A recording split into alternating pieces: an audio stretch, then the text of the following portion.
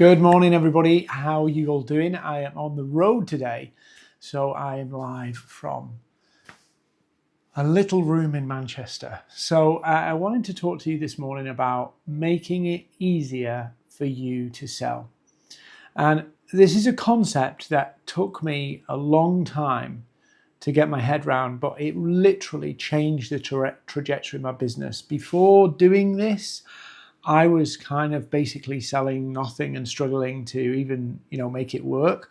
And then I realized that this whole concept, which I thought was just semantics, but once I started to dig into it, it really changed the way I do business. I'm going to share it with you today because if you put this into your business, oh my God, you're going to see a huge change in how easy it is for you to sell.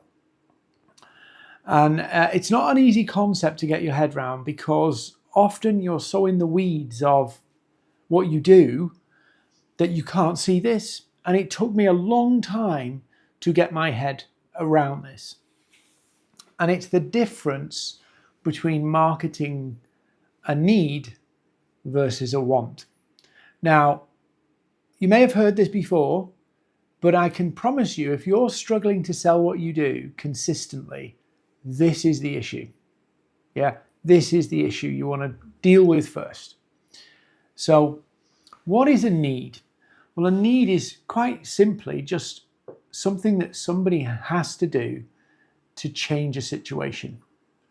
It's not something they actually probably want to do. I'm going to give an example from my business and my world that you'll see in a moment. A want is something people are motivated to pay for. So there's what people want to pay for, and there's what people actually need. They are often two separate things. Two separate things. And if you look at when you go in a supermarket, 82% of what you buy in a supermarket is bought on impulse because of an instant desire. Yes, there are people who go in with a shopping list, but there's always more stuff they buy because they've seen it and they want it. So want is basically what people are motivated to pay for and are motivated to buy. And a need is something they should do, must do to actually get a result. Two different things. So let me give you an example of this. A lot of my competitors will talk about growing on LinkedIn or growing on Instagram, and they'll talk about getting millions of views or thousands of followers, or I got 9,000 followers in a day. They'll tell you all of that stuff to sell their course. What are they actually selling? Well, they're tapping into an internal want for acknowledgement, recognition, feeling valued. They're selling self-worth. That's what they're selling. And people are motivated to pay for that because they want that recognition, that applause, that acknowledgement, that feeling that other people value what they've got to say. That's what they're selling. Now, will that make them money? No. Do they need that? No. What they need is a small group of people to actually want to buy from them and pay them. But the allure of the want of feeling acknowledged, people loving their ideas and thoughts, that want is so powerful, people will pay for it, even though logically they know it doesn't necessarily change their situation from a business point of view. I sell slightly differently because I'm selling something that's not tied to that status, that feeling of self-value, self-worth. I'm selling into a money motivation of getting clients. And I show people the processes and the systems they need to actually get there. But if I said, you need my system and trying to sell what they need, my system, they wouldn't be interested. I'd have to market hard and sell hard to twist people's minds to sell my course, my program, because they need it to get what they want. But actually what they want is money. So when you think about what you're selling, you have to look at what's the want that they would pay for. How does what you're selling tap into that want that they're already motivated to pay for? Human beings are curious creatures, and often we don't always do the logical thing. Most of the time we don't do the logical thing. So you have to find the inner wants that your buyers are already motivated to pay for and tie what they need to it. If you just go and sell what they need, most business owners need better systems, right? They need better systems to actually operate their business so that they delegate better, operate better. But nobody's motivated to solve that. What they want is the control, the feeling of control. They want better profitability. They want money in the bank. So you have to tie it into what they're already motivated to pay for. Now, here's where I went wrong with this for a long time. I thought that meant I'm going to tell them one thing and do something else. No, that's the mistake you make. You think that you're kind of baiting and switching. You're not baiting and switching. You're tying it to what they really want. Buyers don't pay for processes. They pay for end states. Now, you might not be able to guarantee an end state, but you can say, this is what my thing will help you get to. Yeah, this is the real important bit. Like if you grab this and really dig into it, and it's hard to do it in a live, it's much easier to demo it with a person in a room. And I'm going to do that today here in Manchester. But if you can tie what you do to a motivational want, and the want is usually a human instinct. So we do this all the time.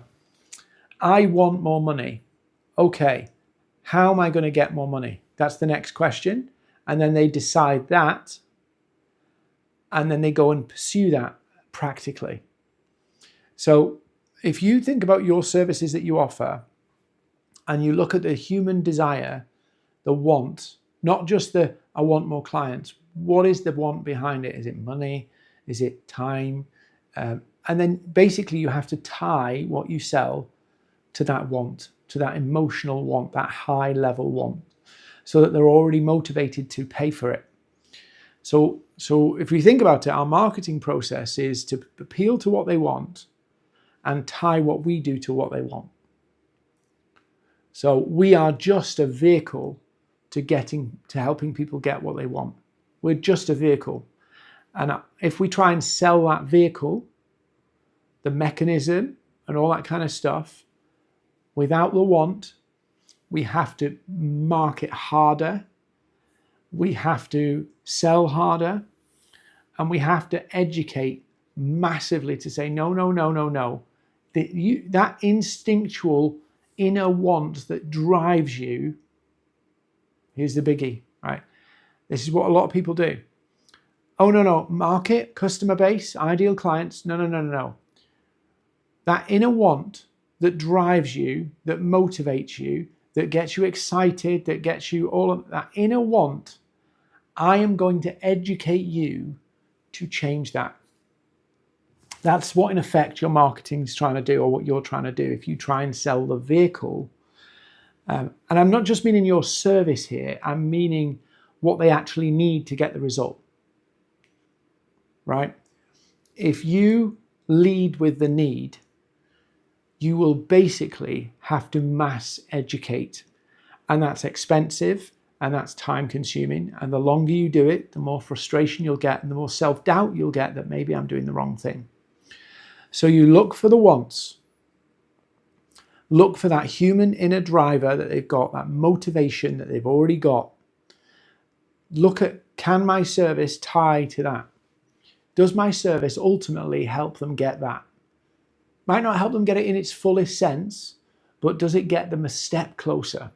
Because if it gets them a step closer, you can say, right, I'm going to get you part of the way to here, and you can define where here is.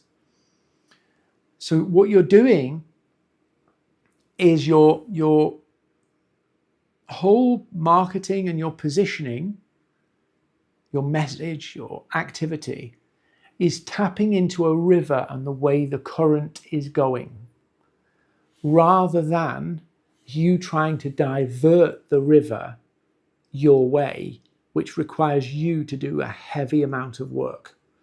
And many people, just from years of experience, go, I want to do that, but they aren't actually motivated to see it through.